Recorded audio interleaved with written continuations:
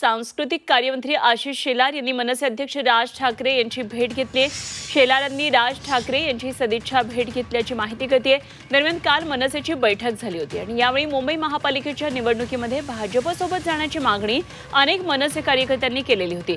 या पार्श्वभूमीवर या भेटीला आता महत्त्व प्राप्त झालेलं आहे। आशिष शेलार आणि राज ठाकरे यांची भेट झाली आहे। मात्र ही भेट राजकीय नव्हे तर ही सदिच्छा भेट होती असं सांगण्यात येत आहे। मात्र या भेटीमागे निश्चितच काही राजकीय चर्चा झाली आहे का हे बघणं महत्त्वाचं ठरणार आहे। येणाऱ्या महापालिका निवडणुका यांच्या पार्श्वभूमीवर भाजपसोबत जावं अशी मनसेच्या कार्यकर्त्यांनी इच्छा व्यक्त केली होती। तसा सूर होता कार्यकर्त्यांचा। त्यामुळे या संदर्भात काही चर्चा झाली आहे का या बैठकीमध्ये बघणं महत्त्वाचं ठरेल। आमचे प्रतिनिधी ओम देशमुख आपल्या बरोबर आहेत। आणखी तपशील जाणून घेऊया।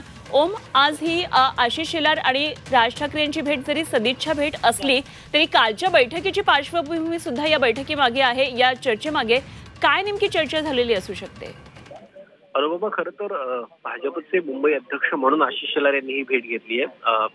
मुंबईतलं एकंदर भाजपचं संघटन आणि महायुतीच्या महापालिका निवडणुकीच्या पार्श्वभूमीवर ही भेट महत्वाची समजली जाते।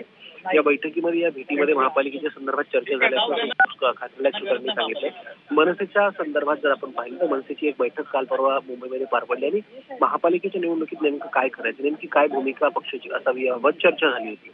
यामध्ये आता भाजपसोबत जायचं का यावर देखील चर्चा झाल्याचं कळतं आणि या सगळ्या चर्चेच्या पार्श्वभूमीवरती आशिष शेलारांनी ही भेट घेतली। त्यामुळे आता महापालिका निवडणुकीमध्ये भाजप आणि मनसे सोबत दिसणार का या प्रश्नाला आता खऱ्या अर्थाने या ठिकाणी सुरुवात झाली। त्यामुळे नेमकं काय घडतं हे पाहणं ठीक। ओम, जरूर या घडामोडीवर लक्ष ठेवून राहा। ओम देशमुख आमचे प्रतिनिधी आपल्या बरोबर होते।